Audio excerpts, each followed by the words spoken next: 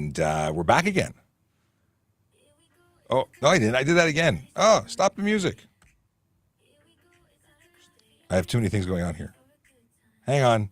This is all going so badly. How do I get this to stop? I think that's what it is. I got it. I figured it out. Hang on. Here we go. Take 2. Here we go. It's a Thursday. Everybody's feeling fine. Got a coffee in hand, ready for a good time. Shapiro's back after days off. He's on the beat. Ask a traffic cop, she'll get ready for a treat. Oh, get your questions ready, he's here to stay. Oh, traffic and police, he'll guide the way. Oh, take a seat, buckle up, it's gonna be alright. Oh, Shapiro's back, let's enjoy the ride.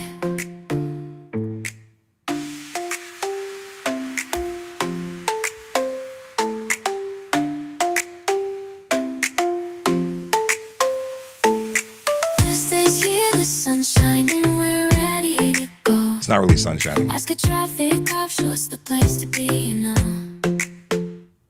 Sean's got the answers, he's got the know-how. He's gonna help us out, no need to worry now.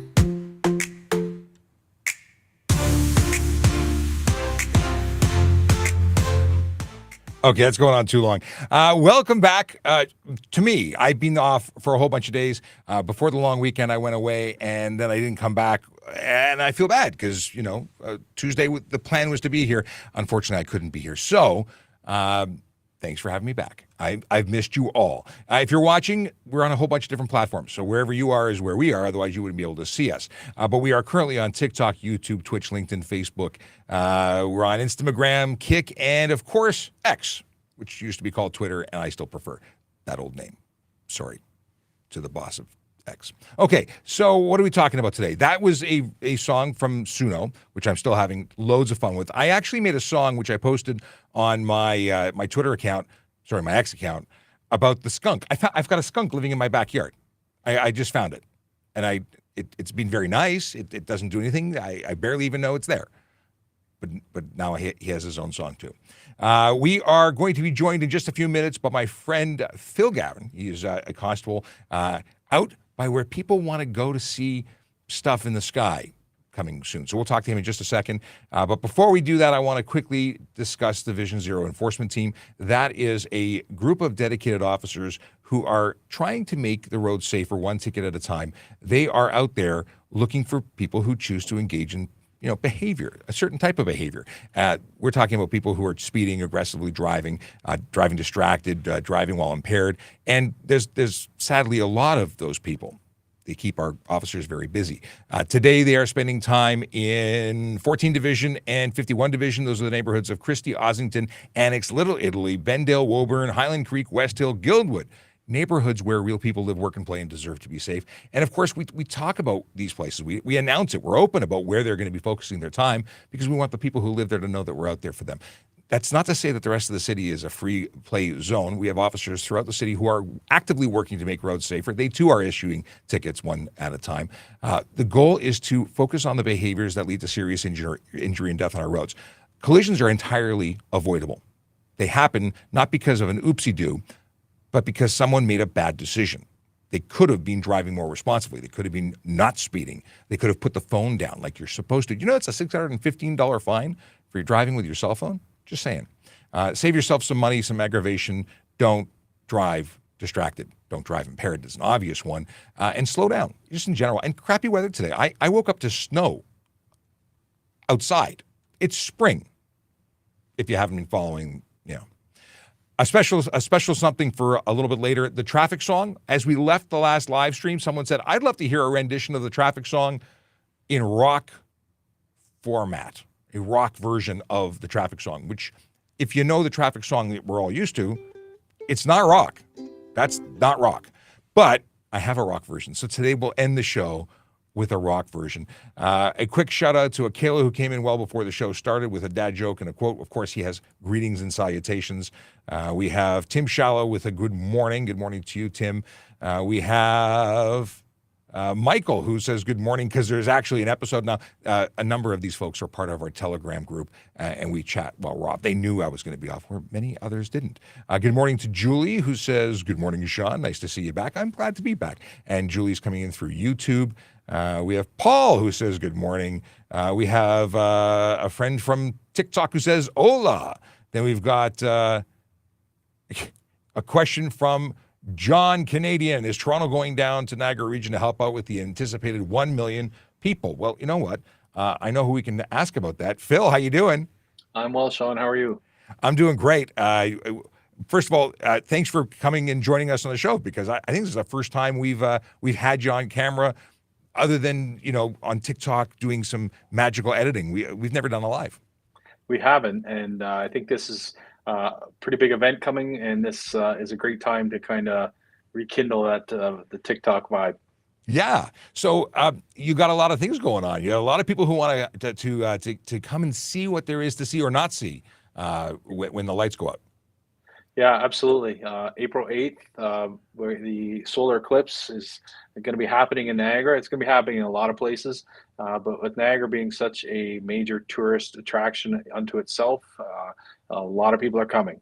And we've heard a lot of different numbers used. We've heard as high as 1 million, and which I don't know if all of us want to see from emergency services, because 1 million people is a lot. So we'd like to hope that we're going to be more in the 200,000 range, but that's still a significant amount of people. Because your ability to serve that number of people, you have fewer. You don't have enough police and emergency services to go around if things should go wrong. Yeah, absolutely. If we're in the 200,000 to 300,000 range, the Niagara region, give or take, minus our tourists, we're around a 400,000 population. So add another half our population to a very small area, and that absolutely can become problematic from our, those infrastructure pieces, our emergency services pieces. So there is certainly some challenges to it. Not to mention traffic and everyone, McDonald's will run out of food. There'll be a problem. Well, yeah, for sure, right? The traffic is one thing, but like you just said, is if you're waking up Monday morning, you're like, hey, what do we want to do? Let's go to Niagara Falls today. You're already behind it. You haven't done the planning that you probably want to do, whether it's to get gas before you get to the Niagara region, or something that people could get stuck in traffic once the roads get backed up. They may get stuck in traffic for 3 or 4 hours. May not be the fun that they're expecting it to be. And I appreciate that this is a kind of the once in a lifetime thing. It's supposed to be like a 5-minute solar eclipse, which is well beyond that, beyond the normal, double. Yeah. So exciting, but maybe best, watched on television after the fact, or from wherever you are in the world. Yeah. And we do have, we have 14,000 plus hotel rooms in Niagara Falls alone. So, and then you add the rest of the region, we know that most of those are gone. We know that the Airbnb type places, they're gone. So people are coming. And what we're trying to do is really talk about plan, right? Like, what's it look like to get stuck on the side of the QEW for 3 or 4 hours with the kids, the family dog? Do you have water? Do you have food? Do you have medication? What if you have to go to the bathroom, right? So it could get pretty real for people. We want people to come and enjoy themselves. Sure. That's where our starting point. But we also want people to come with some awareness and some preparation under their belt. So the ultimate message is, if you're just waking up to the idea that it might be fun to go to Niagara Falls for the solar eclipse, maybe you've already missed the boat, and don't. Maybe that's the message.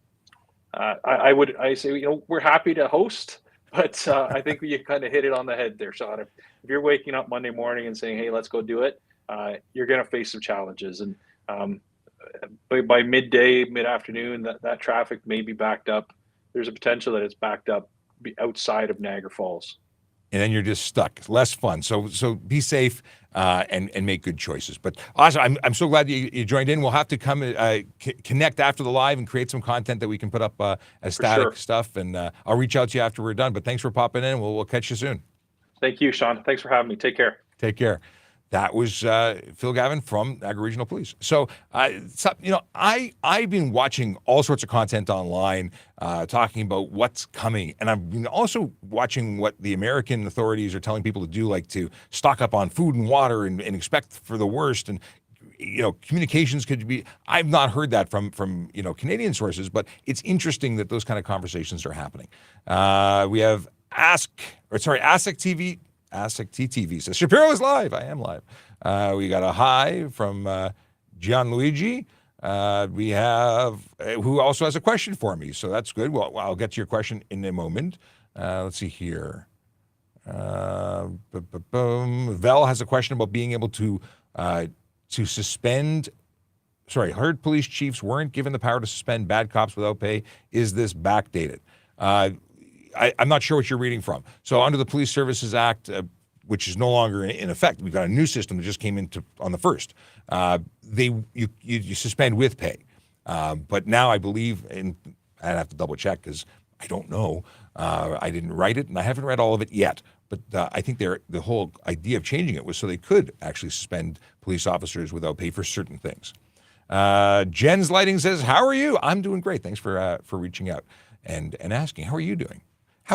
Now, I was off for a number of days, not all because of fun. I hurt my knee and was having some issues walking around. It's not fun not to be able to walk around. Don't hurt your knee. It's really not something I would endorse. Or I would endorse not hurting your knee if you want something for me to endorse. Let's see here. We got a question who comes in from user with a lot of numbers and no name. So why is it you guys can be on your phone? Shouldn't it be the same both ways if we can't be on it? Great question. So this is a discussion about why police, fire, ambulance, emergency services people responding to emergency calls to help the public, why are they allowed to use their communication devices when the general public cannot? The simple answer is it's acknowledged that it's unsafe. It's unsafe for everybody, but we have a job to do, and that involves protecting you and serving you. And if we can't get vital information that relates to both public safety and the officer safety, well, we can't do our job. So in the concept of serving the public, we at times need to access that information. And whether it's a cell phone, and many of our officers have access, well, actually all of our officers have access to computer systems of the policing nature. It's a police-issued phone. They can access all the data and information that an in-car computer would have. They don't necessarily have an in-car computer. Depends on the car they're driving that day. We'd prefer if they don't. If it's not required, they don't. If they have to do it, they do. And it's written into law. We're not breaking the rules because we're legally and specifically exempt from that particular rule. Obviously, if we're doing it to order pizza, that's not okay. Different situation. Also, just a little tidbit, if you are calling 911, you are actually legally permitted to use your phone. You can pick up your phone and dial 911 if you didn't have Bluetooth, if you didn't have it mounted. You're calling 911 for an emergency, you have that same exemption for that call. Thanks for asking, by the way. Okay, a reminder, please use the letter Q to start your question off so I know it's a question and not banter amongst those who are watching. Tien says, good morning, everyone. Good morning to you, too. Basharat Ali, my friend from Punjab, Pakistan, says, morning, Sir Sean. Have a great day. Have a great day, too. Basharat is a police officer in Punjab, Pakistan, and it didn't work out for us to get, we got an invitation to go and actually go to an opening of their new police unit there. We didn't get to go because it just didn't work out. Sean says, good morning. I'm Sean. He's Sean. There's two Seans. Let's see here. Harmighty says, I snuck in, been listening via Spotify for my commute. Very cool. Glad to hear from you. We are on Spotify. I forgot to mention that this morning. But we actually download these episodes and make them available. We're available on Apple Podcasts, iHeart Podcasts, and Spotify, which the product used to be called Anchor. It's a free way. If you ever want to open up your own podcast, use Anchor. It's free, and you can be everywhere, and that's really cool. So that's what we use so that you can synchronize our content, take it on the road with you, not breaking any laws. That's the problem. You can't actually listen to us live with the screen on. That would be breaking the laws. You can't look at me while you're driving, but you can listen to me. That's safe, and you can do it without burning your data if you synchronize with your favorite podcasting app. Those aren't the only three. There's other ones too. Just letting you know. All right. What is this? Gianluigi says, so I just got into a car accident. There's no accidents, they're collisions. And someone hit us because they want to allow us in the lane. Because they want to. Are you saying that they hit you because you didn't let them in the lane? They wanted to get into your lane and you didn't let them in? Well, they're still responsible for making sure that they can complete that lane change safely. So that's the thing. Well, first off, I hope you're okay. That's a big deal. Collisions are not fun. I've been in a number of them. They're never a good thing. And I hope you're doing okay. If you've had more than $2,000 damage, you do need to make a police report. It's not an option. You're legally required. And that's $2,000 amongst all vehicles. They're talking about raising it, that number, but it's not raised yet. But more, I don't know what the question is yet. Here. Who's at fault? See, they followed up with the question. Who's at fault for the collision? He will not allow us in the lane we had our signal on to. Oh, they wouldn't let you in. They don't have to let you in. There are times when, if you're trying to get into that lane, you may have to come to a stop. You may have to wait until it's safe to go. You have to make sure that you were capable of making that lane change safely. So if you hit them while making a lane change and there was nowhere safe to go and you just pushed your way in and it caused a collision, you are likely going to be considered at fault in that collision. Sorry to be the bearer of bad news. But it will depend on what the insurance companies decide after they review the collision information. If you had a dash cam, that could really help you along. Brandon says, good morning to Sean and all the good people. Let's have an awesome day. I absolutely concur. What are the consequences for driving without a license? There's lots of them. First off, don't do that. It's illegal. If you don't have a license, it means you're not going to be covered under any insurance, even if the vehicle is insured. You're not insured. You're an unlicensed driver, and they only cover licensed drivers. So that's one. Driving without a license, you're looking at, I believe it's a $350 fine. There's no demerit points because, hey, you got no license to have demerit points on. But then there's other issues. If you're suspended and you don't have a license because it's of a suspension rather than simply never having taken a test and never applied, well, then it's more serious. There's greater implications. If you are driving without a license and the owner of the vehicle said, yeah, don't worry, you don't have a license, go drive, well, they're going to be responsible and charged under the Highway Traffic Act as well. If they thought you had a license, you lied to them because you're just not very honest, that's a different situation. You could be taking a vehicle without consent if you took it without permission. There's criminal charges that would apply there. So there's a whole bunch of depends that are part of that answer. Yeah. Richard, good morning. I see you saying hello. And then I see D-he-he has a monkey. Okay. What other do we talked about this? Comrade Bunny wants to know if we're having issues at home. Let's see here. Police Ottawa, Toronto. I don't know what that's not really a question. It's more of a comment. But we're moving on. If you don't know who I am, by the way, my name is Sean Shapiro. I'm a police officer with the Toronto Police Service here in Ontario, Canada, in the wonderful city of Toronto, Ontario, Canada. I talk about traffic safety, traffic law, and police stuff every single day, even on days off. My kids know more about traffic law than most people will ever want to know. But if you've got questions, we've got answers, usually. And we're here most weekdays from 10 to 11, and that's exactly what we're going to do today. But we're going to end this episode by playing a most interesting rock version of the traffic song. And if you've been watching our show for any length of time, you are probably very familiar with that traffic song because we end the shows with it. We'll also be talking about careers. Have you ever thought about a career in law enforcement or working for a magical organization like the Toronto Police? Yeah, we'll talk about that. See what's listed, what you might be able to, apply for. Harmighty is calling out the spammers. And with the assistance of this prop, spam goes in the can, not in our chat. So please don't spam our chat. And thank you again to Akela Draconis, who gave me that can of spam. I've never actually tried spam, but it is apparently a delight that some people, I'm never going to try spam. Okay. We talked about this. Oh, that's what it is. I see what's going on.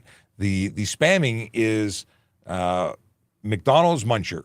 And the problem is that they probably think that I'm just here waiting to answer their question. And their questions were coming in 10 minutes after. Those were 11 minutes ago. And it does take time to get to you. So if I don't answer you immediately, please know that it's not because I'm ignoring you. It is because I'm going through things in an order of operations that involve not getting things immediately. Anyway, boom, boom, boom. Let's see here. I'm just reading through some stuff. Boy, oh boy. And McDonald's Muncher, we put you on mute for a little while just so you get the message. You'll be able to come back in 5 minutes. Here we got 9 Key Creations says laws that punish with fines are only holding down the lower and middle class, and then they accuse us of being class traitors.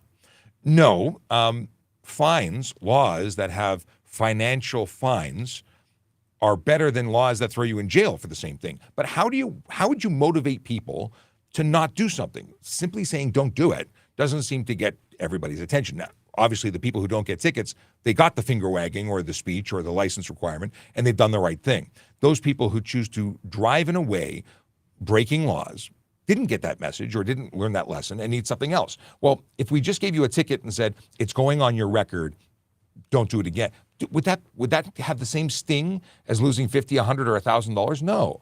The sting is so you don't do it again. It's the reminder. But it's your choice. If you choose to continue to break the law, you're doing it. Nobody else. We're writing it down, but you're choosing to get a ticket because of your behavior. I know. I'm a big bad toughie. School are closed for the 3 days. Which school? Where? What are we talking about? I don't know what we're talking about, but let me know because I want to know. Okay. Comrade Bunny is relentless. Hang on a second here. Cave says, hi, officer. I love your videos. I have a question, sir. Well, you don't need to serve me. My name is Sean, and you can call me Sean. But what would you like to ask? We are here for you. I will look for your question as we scroll through. I got folks here in the chat who say they are going to park on the QEW to look at the eclipse. Parking on the QEW might get you a ticket. You can't actually park there. But you may be stuck in traffic there, which may feel a lot like parking. Comrade Bunny also thinks that traffic laws are just a tax on the poor. Well, Comrade Bunny, you'd be wrong because traffic safety is a really important thing. We lose a whole lot of people, lives. They don't get lost in the street. They die as a result of collisions because of people who break those traffic laws, driving in an unsafe manner, creating situations where bad things happen. We're trying to change that behavior. Again, it's don't break the law, you don't pay the tax, as you put it. It's silly. And it's not like we get commission. If I got commission, if I got a free toaster for every ticket or every 100 tickets, wow, I'd have a lot of toasters. Let's see here. Oh, Caleb booked a farm bed and breakfast near Trenton back in October for the eclipse. See, planning ahead. You're on the money. Okay. Let's see here. As a G2 driver, can you drive on any highway or certain highways? You can drive on any highway. Obviously, if you're driving on a controlled access highway that has limitations of the type of vehicle you have, well, no, you're going to be okay in a car with a G-Class. I was thinking about like a moped. You can't be on a moped, but that's a different light. Never mind. I'm going off topic. G2 drivers can drive anywhere. You can drive intraprovincially. You can drive into the United States. You do have conditions on your license. You have to follow those conditions, but that's about it. That's about it. Cave's question is, how do I buy a car from a private seller? What are the steps I take? Well, first of all, you find someone who's selling their car. Then you make sure that they have a used vehicle package, which has to be purchased by them from the Ministry of Transportation at Service Ontario. That basically makes sure that the vehicle doesn't have any liens on it. You get to see who the previous owners were. And it also has a bill of sale built into it where you can sign over how much you paid and do that. But that's basically it. You get that, you pay them, they give you the ownership. Now the ownership, there's two parts to that green form. Half of it is the vehicle portion, half of it is the plate portion. They keep the plate portion and their plates. They give you the other. Now, this is where people get really confused. How do you get that used vehicle home? Well, you have to have it insured before you drive it. So maybe have them deliver it to you is better because you can't just drive it off their property if you don't have insurance. And you need to register it. You need to register it. So I often, or like to suggest, people meet at the Ministry of Transportation to make sure the transfer happens, that you actually get it done, that there's no hiccups. You also want to be very careful who you're buying from because we have a problem with stolen vehicles. I don't know if you read the news or watched anything. People steal vehicles. They sometimes revin them and sell them as though they weren't stolen. And then we find out later that they were, and people lose their cars. And in that situation, you lose not only the car because it gets seized, you also lose the money. So be careful. Buying from a trusted seller, a really great way to go. But that's not to say you can't buy privately. I've bought things privately. Just be careful. Okay. Okay, what do we got here? I see. Look at this. You're already in your question. Follow up from Cave. Should I go to Service Ontario to transfer the ownership of the car first, or pay for the car first? You pay for the car first, generally speaking. Okay. We got here. Thin White Line Interceptor says, Eclipse Day don't. EDD. Please don't stare up at the eclipse while driving. Also, please don't try to record the eclipse while driving. Very good advice from my friend Ryan. When you're driving a motor vehicle, please drive the motor vehicle. Focus on driving. You must know that most people will be distracted. I don't want to be anywhere near the road. In fact, I'm not coming to work on Monday. I'm taking the day off. I don't want to be on the road. I have no interest in being involved with any kind of collisions or distractions or anything, because it seems to be that everyone's going to be focused on that. All right. Kayla says, latest weather is favoring Quebec. Most others are expecting some level of clouds across all of North America. We are currently expecting a high wispy at the moment. Are we talking about now or on Monday, Kayla? I don't know. I have a question about G2 drivers. When you are driving, can you drive on? Oh, we talked about this already. That was from Priya. Paul. Okay. Let me just take care of Comrade Bunny, because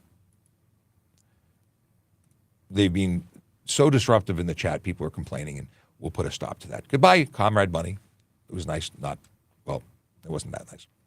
Okay. What do we got here? Oh, we got Mobeen Qureshi says, hello, Sean. You are doing a fantastic job. Thank you very much. I appreciate that. We are here for you and for everybody else to get you the information that you are looking for when it comes to driving laws, driving safety, traffic stuff, police stuff. And that gives me a great opportunity to segue into something else, which I love to talk about. It's that halfway point of the show where I can take an opportunity to talk about becoming a member of the Toronto Police Service. Let me hit a button, and then we do this. Hey, if you go to www.tps.ca/careers, you will be seeing these happy faces looking back at you.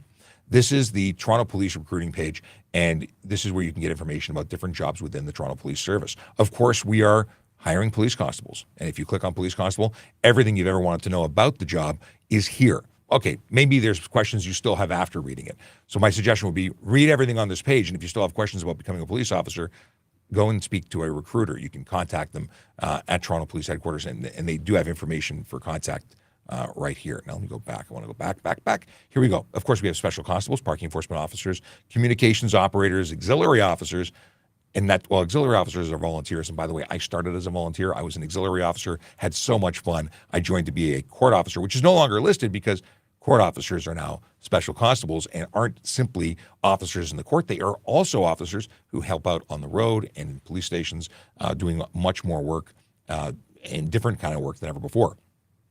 Great way to start with the service. Civilian roles. This is what I like to check up on and see what's happening, what's new, and what's interesting. Let's see. 7 jobs currently posted. Senior programmer in Java. Is that you? Could that be you? Do you know a friend? Well, let someone know, because there's opportunities here.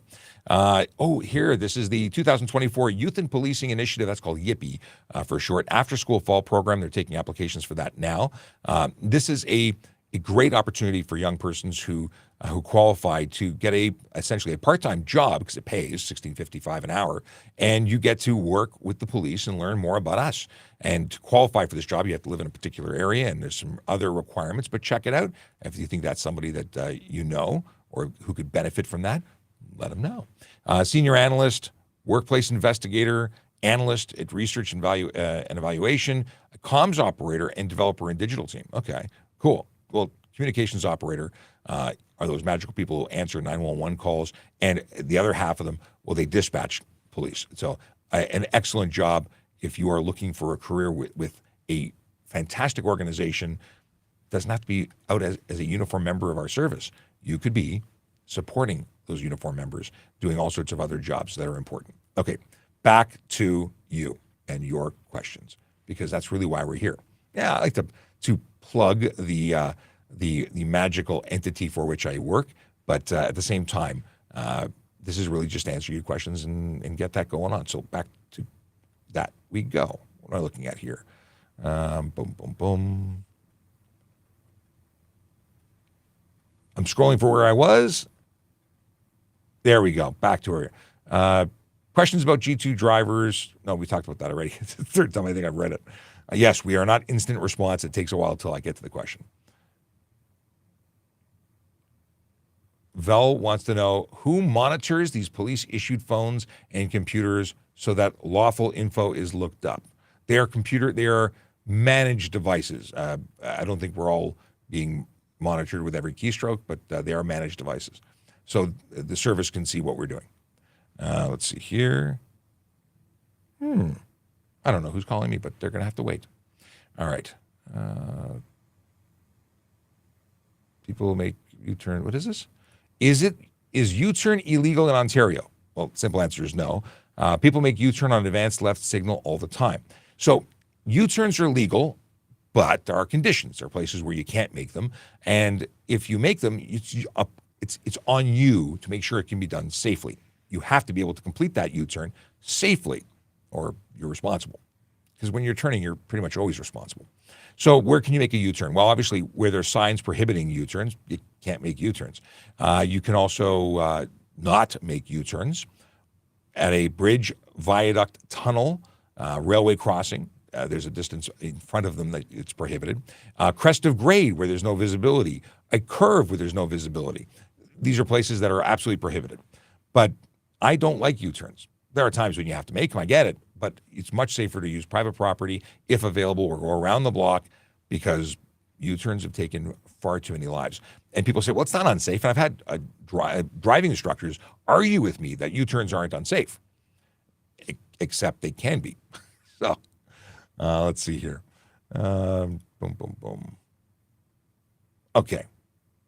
Thoughts on pizza? I like it.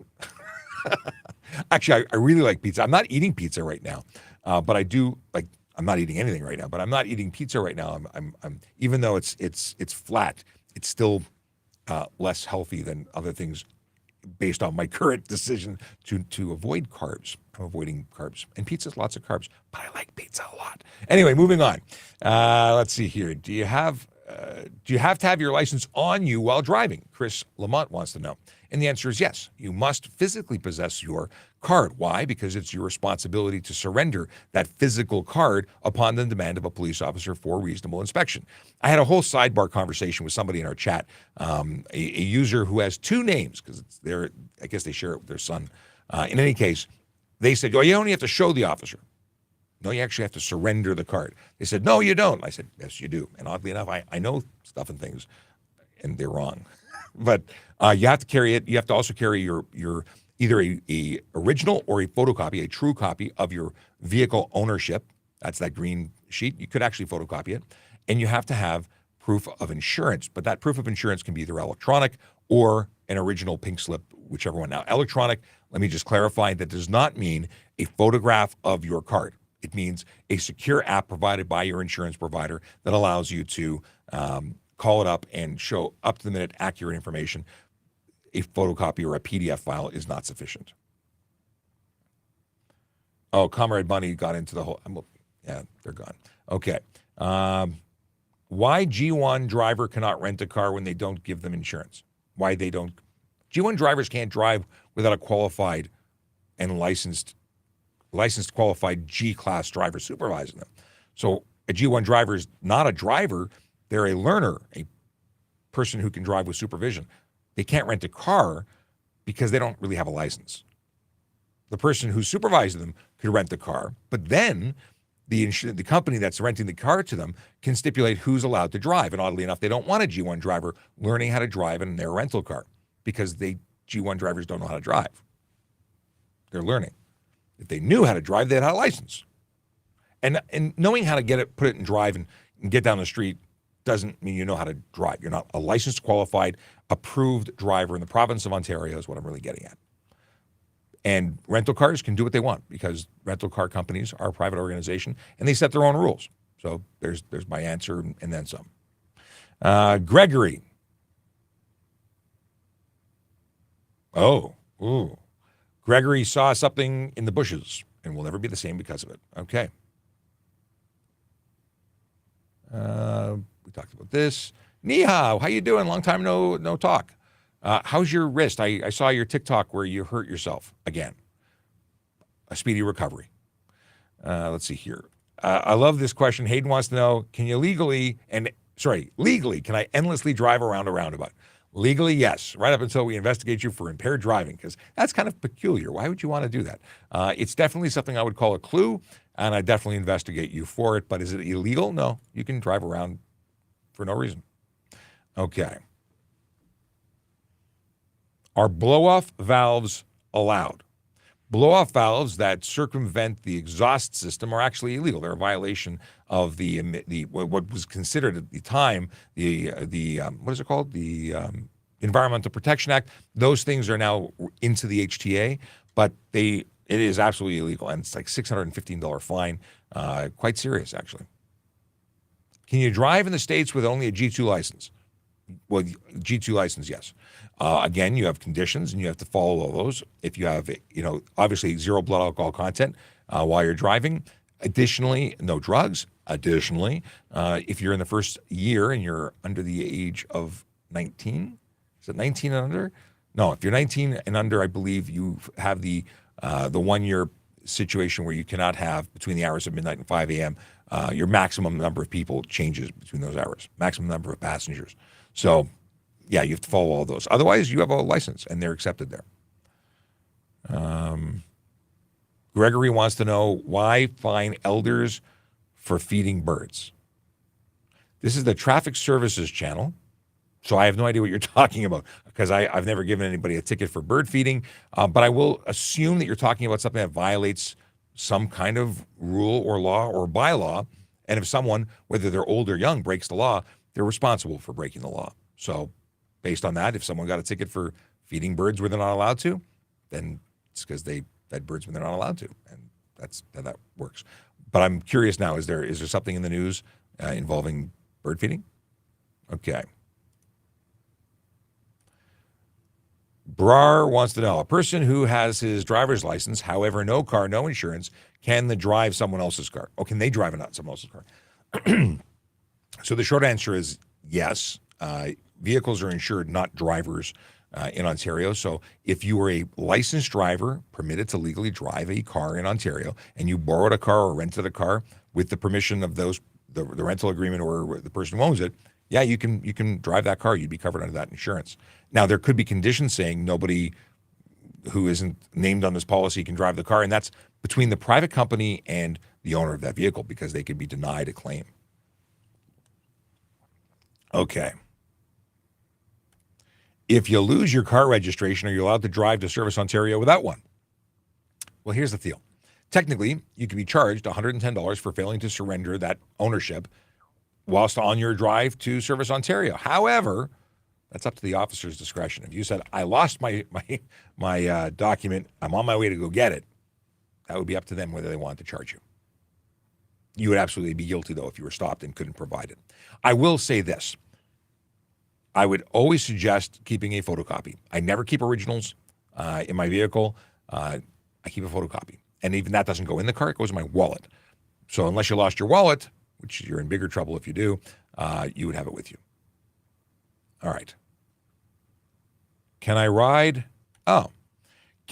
my e-bike on the sidewalk because there's no dedicated bike lane? Val Mano wants to know. Val, you cannot drive your e-bike on the sidewalk. They are totally prohibited in the city of Toronto. And in the city of Toronto, regardless of e-bikes, you can't ride bicycles on the sidewalk unless you are under the age of 14. So 13 and below, you can be on the sidewalk. 14 and above, you can't. And you're a vehicle. If there's no bicycle lane, you drive on the road, you stay to the right. You have to give, drivers have to give you a meter, 1 meter of clear space when passing you. But that's the story. Gentleman with an edge. Cell phone use. That's making it privileged. You're making us second-class people. No, we're telling you that you can't use your cell phone. And we're telling you that emergency services that are in the service of the public for public safety and officer safety have reasons to be justified in using it. It's not a two-tier situation. Officers are responsible for everything they do. If they were to cause a collision because they were on it, they'd be in trouble for doing that too. Let's see here. I don't know if this was already said, but driving tip for eclipses, don't drive with eclipse glasses. Possibly a bad thing. Razor says, hey, Sean. And I say, hey back, Razor. Oh, Ian says, good morning from snowy Montreal. Even more snow than we got, I'm guessing. You always have snow. And very impressive snow removal, I must say. I was in Montreal many years ago, and I couldn't believe how systematic and effective they were about removing snow by truck, mind you, not just pushing it up on the road. I was very impressed. Let's see here. Somebody was talking about, I'm not sure what the context is. Scrabble board wants to know, am I in a wheelchair because of my injury? No. But I do have some mobility issues. I'm quite thankful that I'm not in a wheelchair because it could have been, originally they were going to take my leg. They said that was what the original plan. G1 drivers cannot rent a car as they can't be insured even if a qualified full G is present. Why? They're not licensed drivers. The person who would have to rent the car would be the G, not the G1. Here's a question. Career as a cop or go to law school instead? Now, Ian's a former police officer, so that's a tough question. I don't know. If I could do it all over again, would I have gone to law school? Probably not. I really enjoy being a police officer. And we have a lot of police officers who have gone to law school after becoming police officers and police officers who had gone to law school before. So maybe it's an order of operations thing, but they're very different. I think they're very different. If an officer is not completely in uniform, can I actually go after the ticket in court? What is completely in uniform? What do you mean? What are the 3 TV license plates in the background? A-Team, Knight Rider, and of course the bottom one, which people have guessed already, is from Back to the Future.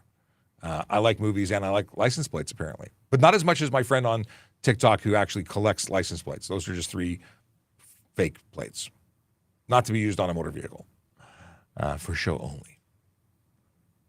Let's see here.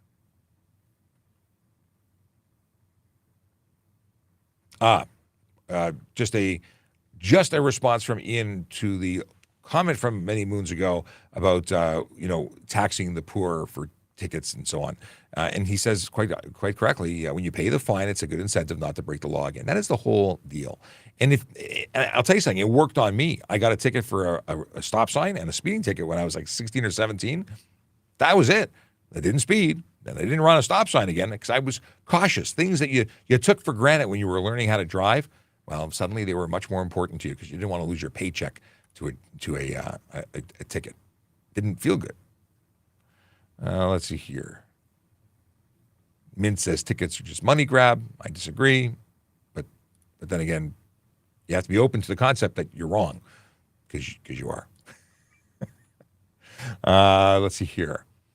Stolen car stats, how many are insurance scams? Don't know. I'm not in the stolen car business. I'm not involved with the unit that investigates that. We're traffic safety programs, which is part of traffic services. Traffic services deals with collision investigation, deals with the Highway Traffic Act and safety enforcement, but we don't actually investigate car thefts. We often find stolen cars, which is different. Then we work with the units and recover those vehicles.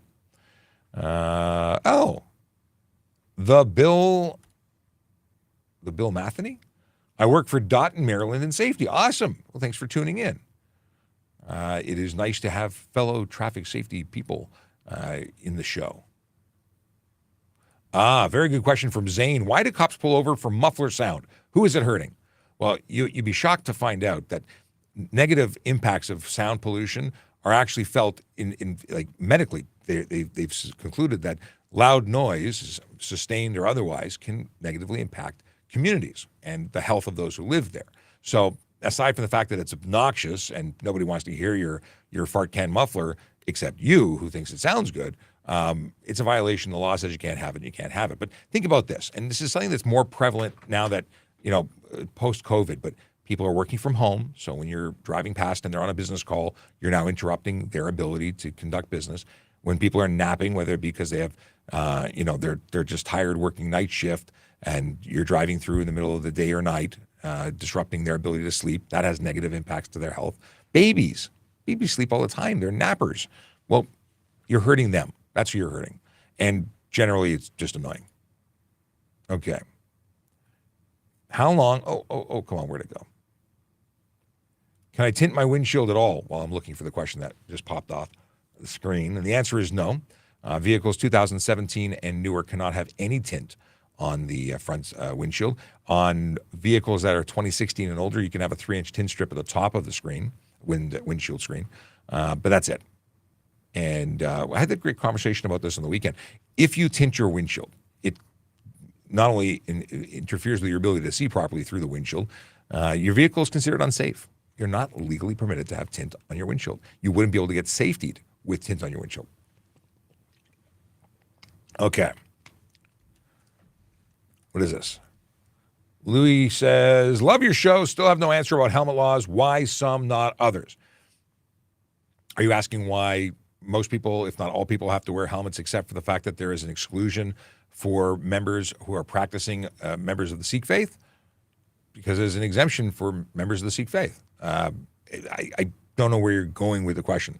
Like, it's almost everybody except the people who cannot wear a helmet because they would have to do something against their faith in order to put a helmet on, right? They'd have to take off their turban.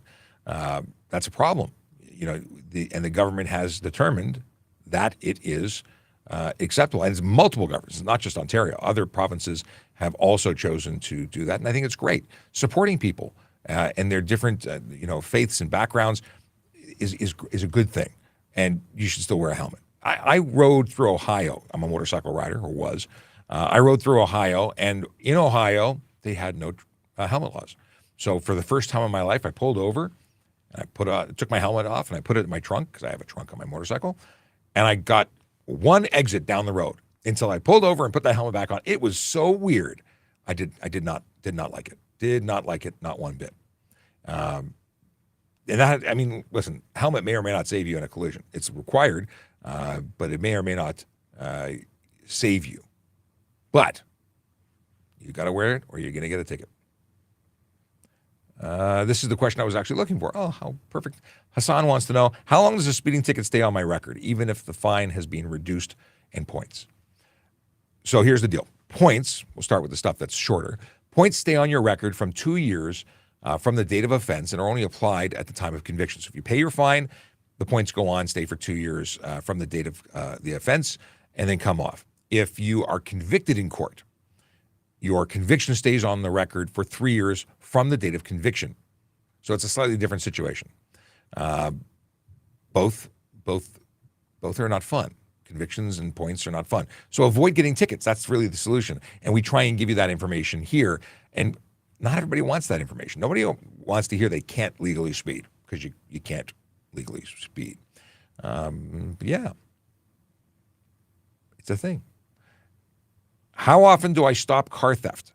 Me personally, I stop it all the time. You know how I do it? I put on theft protection devices on my personal vehicle, and that makes my vehicle less attractive to would-be thieves. Lots of things you can do to make your vehicle less attractive to thieves. Is it possible to absolutely remove the possibility of car theft? Sadly, no. But we make it less attractive for car thieves to steal your stuff. And then, of course, we work to bring down organizations that are involved in that theft. Not my unit, but another unit within the police service. And I've been seeing all sorts of great news. Hundreds of cars recovered, people being arrested. I think it's fantastic. And, things are getting better. Hopefully, we'll be able to reduce things even more than they are now. Sal says, why don't police do more to solve car theft problem? This is, again, on the same topic we just covered, but we work on fighting and catching those persons who are involved with car theft, but you have to take steps to make your vehicle less attractive to car theft. And that's, we have tons of tips that we share, from protecting yourself against relay theft by using a Faraday bag or a Faraday pouch or box. The club, I think, is fantastic. It slows people down. It's not a perfect solution. Heck, if they really want your stuff, they'll bring a tow truck. Parking it indoors if you can. Tons of suggestions, but are they absolutely perfect? No. The hope is that they're going to steal somebody else's car, not yours, until we catch them. Okay, moving along. Now, Logan says, I do believe there are laws for safety, but there are some laws that's just for the money. Like what? What law comes into play because it's for money generation. I can tell you that enforcement costs more money than the money taken in. They pay people to go and patrol and enforce laws, and even laws that you may think like parking. The unsung heroes of Toronto are the parking enforcement officers that keep our traffic moving.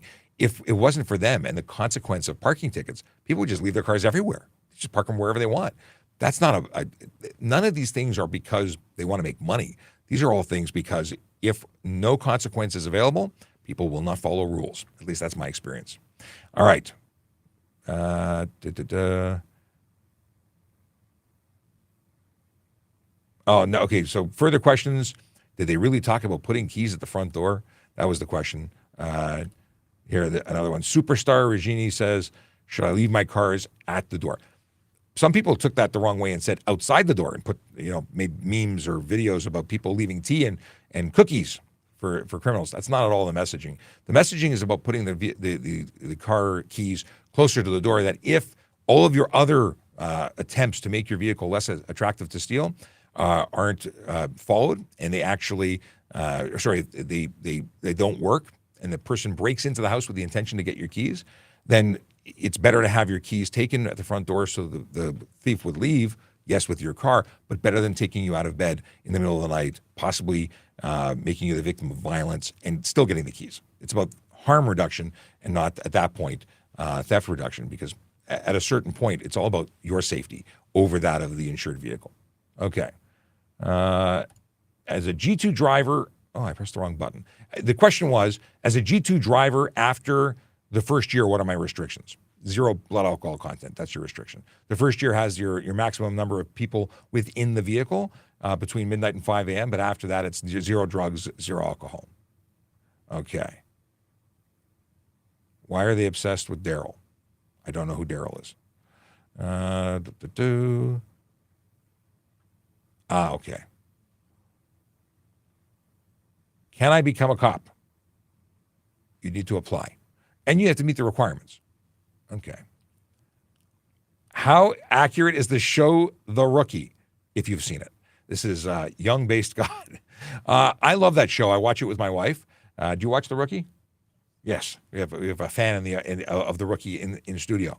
I think it's a great show. I think it's interesting that they have GoPros as their dash cameras.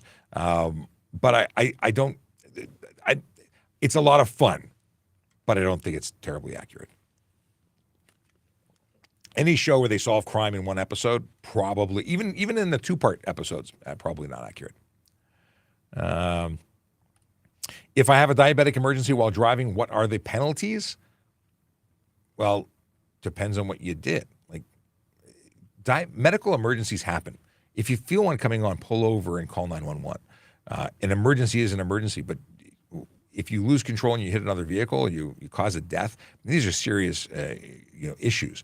So what are the penalties? Well, you could be held responsible for what you did. But at the same time, there's a difference with intent, right? If you have a medical emergency and you're found as such, you'll be rushed to hospital, and those things get noted, and the consequences could be that you get medically suspended. Maybe they won't let you drive anymore. Speedleski says, Grandpa is a retired PO officer, and my uncle, his son is a PO officer, so his wife is sending love. Or so is his wife sending love. Thank you. It's so nice to see the police family tuning in. Let's see here. Okay. Oh, they want to be a yippie. You can be a yippie. My husband just got app. What are the rules about using it? Which app? Is there a particular app or just app? Got a app. Which app? Maybe there's something I need to look up. There's a new app called App? If my friend isn't insured on my car, can they drive my vehicle as long as it's insured? Yes, but if they live with you, then they maybe need to be on the policy. That's a policy discussion with the registered or the insurance provider. What would happen if I went to sleep and my Tesla used autopilot? So you have to understand the Tesla and their autopilot feature or their full self-drive, that is not actual autonomous driving. It is autonomous-ish in that it needs the driver to be monitoring it. You are responsible entirely, and you'd be charged for careless or stunt driving in that situation. You cannot drive.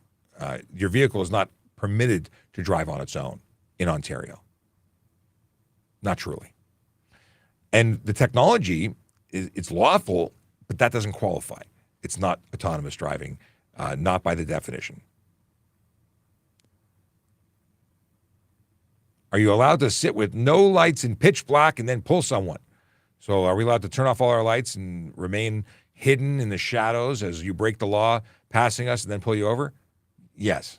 Yes, we can. There's none of this. I have to light up a flashing light on top of my head to say, I'm a police officer, I'm here, and if you break the law, I'll hold you responsible. I can hold you responsible when you break the law, even if you didn't see me. Okay.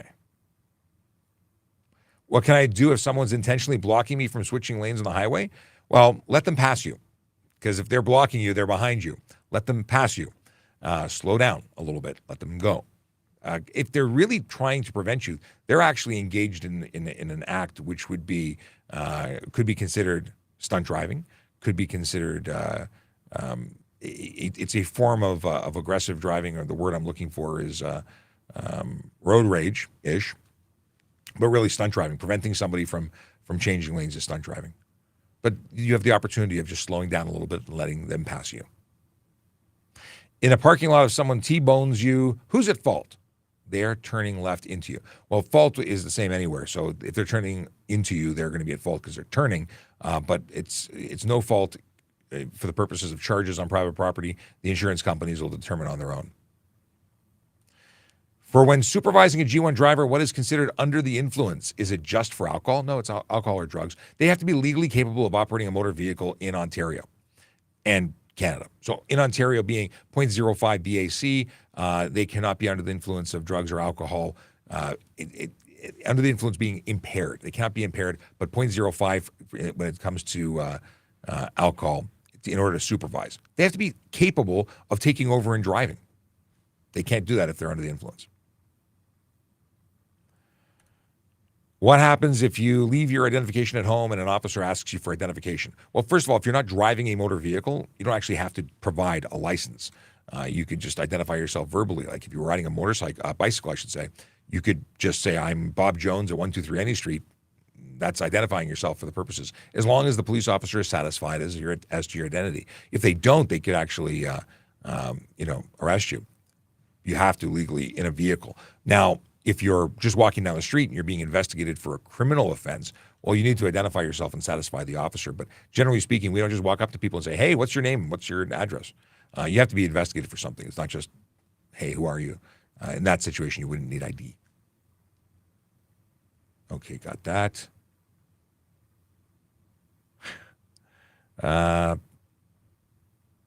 By law, as a passenger, do I have to identify myself on a traffic stop? You don't have to identify yourself on a traffic stop as a passenger unless you're being investigated for an offense. If you're not wearing your seatbelt, or if that's the reason we're investigating you, you would have to identify yourself. You don't have to identify yourself with a driver's license. You're a passenger.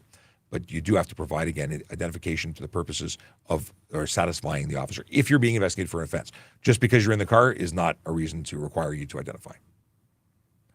All right. We're coming down to this. It's 11 o'clock, which means we're wrapping up the show. Does an early resolution with a prosecutor for red light ticket by camera result in demerit points? No. In fact, even if you went to court or just paid it, a red light camera does not have demerit points because a red light camera is not issued to you as a driver. It's issued to the registered vehicle owner. It's an owner's responsibility ticket, which means there's no consequence to your driver's license in any way. So whether you go to early resolution and you get a discount, you don't get a discount, makes no difference. It doesn't affect your license itself. It could prevent you from renewing your license plate because that's a way that they monitor and control your ability to renew. Hex1122 says, hey, honest question. You know how open box of alcohol can't be within reach of driver? Do they have a continuation? I kind of want to believe that they have a continuation. There's no continuation. So if you're transporting alcohol and it's sealed from the factory, it can be anywhere. So if you have a bottle of wine, you took it out of the store and it's a corked bottle of wine, you could put it right next to you on the passenger seat. That's legal. If it's a recorked or a screw cap where you've cracked the seal and you reseal it, it has to be in the trunk or in the back seat in a bag in luggage. Same goes for weed. Buying marijuana legally has to be in a factory sealed container. It can be on your person, but as soon as you break that seal, you cannot have it on your person. Okay, I think we've covered that. Doing my road test today. Any tips? That's actually, I have some tips for you. I'm assuming you've done everything you need to do to prepare yourself for the actual test. My tips are completely outside of that test because I don't know what's on the test anymore. I hope you have good rest. I would suggest going to the bathroom beforehand so you're not under any pressure.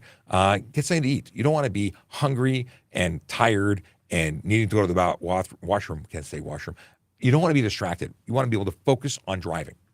Hopefully you got good sleep, like I said. But that's the story. Just, you know this. I'm assuming you prepped. And I think you're going to do well. And I hope you come onto the show tomorrow and let me know that you passed. All right. Can you wear headphones when driving? In Ontario, yes, you can. In other places, maybe not. So in most places or other countries, especially in the States, it's one ear only. I was trying to show you one ear only, and both ears came off. Okay, one ear only in many places, but you can cover both ears in Ontario. You have to take this into consideration, and I think it makes a lot of sense. You don't have to have hearing at all to drive.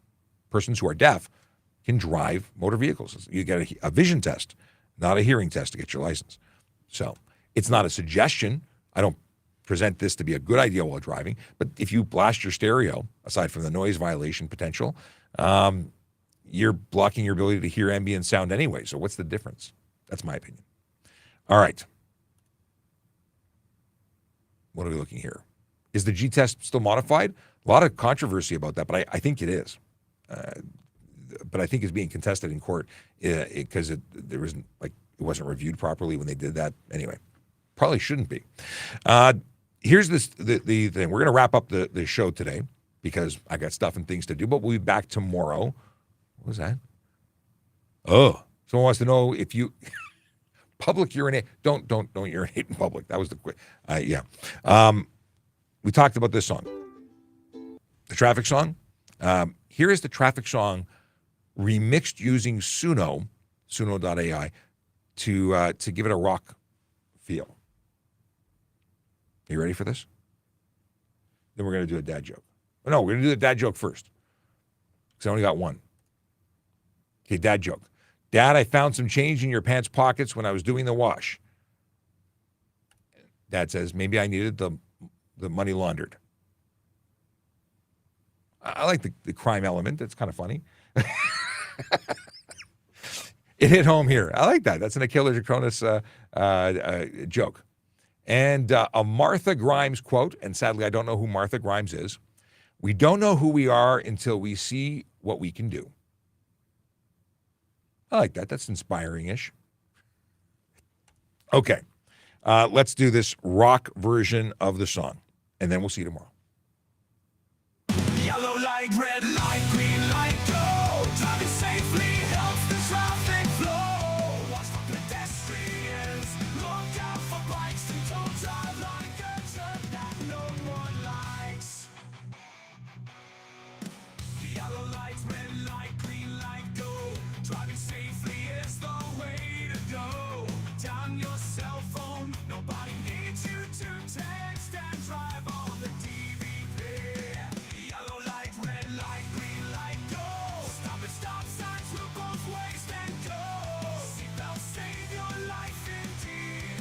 Watch your driving, don't speed. Yellow light, red light, green light, go. Driving safely helps the traffic flow. Don't drink and drive or smoke some weed. You might go to jail and not get free. Yellow light, red light, green light, go. Driving safely helps the traffic flow.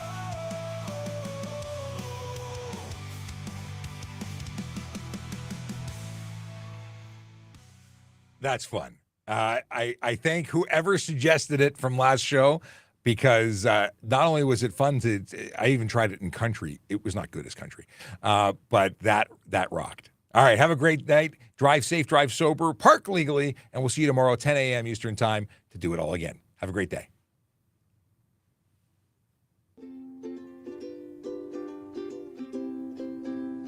Yellow light, red light, green light, go.